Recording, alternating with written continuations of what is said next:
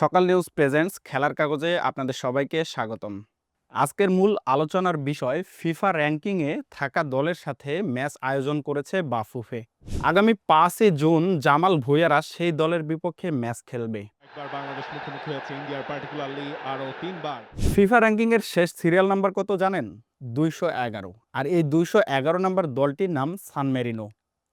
এক ক্লাসের খারাপ স্টুডেন্টদের আমরা বলি ব্যাকবেঞ্চার, আর ফুটবল স্কুলের ফিফা ক্লাসের ব্যাকবেঞ্চার হলো সান মেরিনো। আর এই ফিফার ব্যাকবেঞ্চার সান মেরিনোর সাথে ম্যাচ আয়োজন করেছে বাফুফে। সান মারিনোকে কেন ব্যাকবেঞ্চার বললাম তার উত্তর মিলবে এখনই। সান মারিনো 223টা আন্তর্জাতিক ম্যাচ খেলে মাত্র 3বার জয়ের মুখ দেখেছে। আর এই 223 ম্যাচে 879টি গোল হজম করেছে, বিপরীতে মাত্র 42 বার প্রতিপক্ষের জালে বল পাঠিয়েছে।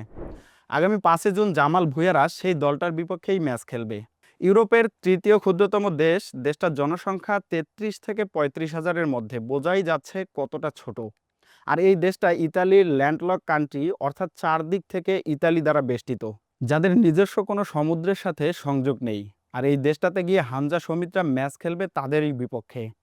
প্রশ্ন আসতেই পারে যে দলটা 223 ম্যাচ খেলে মাত্র 3বার জয়ের মুখ দেখেছে, মাত্র 11বার ড্র করতে পেরেছে, তাদের বিপক্ষে বাংলাদেশ খেললে তাদের লাভটা কি? এই প্রশ্ন যদি আপনি করে বসেন তাহলে মারাত্মক ভুলটা হয়ে গেল। কারণ দেখতে হবে এই সান মারিনো কাদের বিপক্ষে নিয়মিত ম্যাচ খেলে। সান মারিনো প্রথম আন্তর্জাতিক ম্যাচ খেলেছিল 1990 সালে সুইজারল্যান্ডের বিপক্ষে। এরপরে একের পর এক England, Belgium, Wales, Spain, Germany সহ ইউরোপের যত বাঘা বাঘা দল আছে, ওয়ার্ল্ড চ্যাম্পিয়ন দল আছে, তাদের বিপক্ষে নিয়মিত ম্যাচ খেলে। এদের বিপক্ষে হয়তোবা 5-10টা গোলও হজম করে সান মারিনো।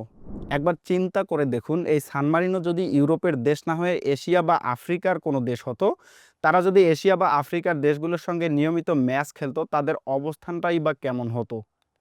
হয়তোবা ইংল্যান্ড, নেদারল্যান্ড, স্পেন, ওয়েলস, জার্মানির সঙ্গে খেলে তারা 5-7টা গোল হজম করেছে। যখন সান মারিনোর বিপক্ষে বাংলাদেশ খেলবে, তখন বাংলাদেশের ফুটবলাররা তাদের মুখোমুখি হবে যারা ওয়ার্ল্ড চ্যাম্পিয়নদের বিপক্ষে লড়াই করে অভ্যস্ত। সে লড়াইয়ের মানসিকতা বাংলাদেশের মধ্যে আসবে এবং চোখ বন্ধ করে বলে দেওয়া যায় সান মারিনো যদি এশিয়ার দেশ হতো তাহলে টপ ক্লাস একটা টিমই হতো, আর তাদের র্যাঙ্কিং কখনোই 211তে থাকতো না। এখানেই পার্থক্য।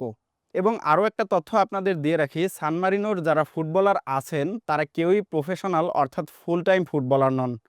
তারা সেমি প্রফেশনাল ফুটবলার, যদিও অনেকে ইতালিয়ান লিগে খেলে থাকেন। অনেক সাবেক ফুটবলার আছেন যারা ইতালিয়ান টপ টায়ারেও খেলেছেন। তো সেই জায়গা থেকে বোঝাই যাচ্ছে কি হতে চলছে। সান মারিনো দেশটা একেবারেই ছোট, জনসংখ্যা 33 থেকে 35 হাজার। এর মধ্যে ল্যান্ডলক সিটিতে ফুটবল নিয়ে বেশি উন্মাদনাও দেখা যায় না। তবুও তারা যথেষ্ট শক্তিশালী এবং আজকে হয়তোবা সোশ্যাল সাইটে অনেকেই হাসাহাসি করছেন বাংলাদেশের ফুটবল ফেডারেশন কাদের সাথে ম্যাচ আয়োজন করেছে। কিন্তু ম্যাচটা যখন সত্যি মাঠে গড়াবে, বাংলাদেশ যখন লড়াইয়ে নামবে, তখন আসলে বোঝা যাবে সান মারিনোর অবস্থান। ততক্ষণ পর্যন্ত তো অপেক্ষা করাই যায়।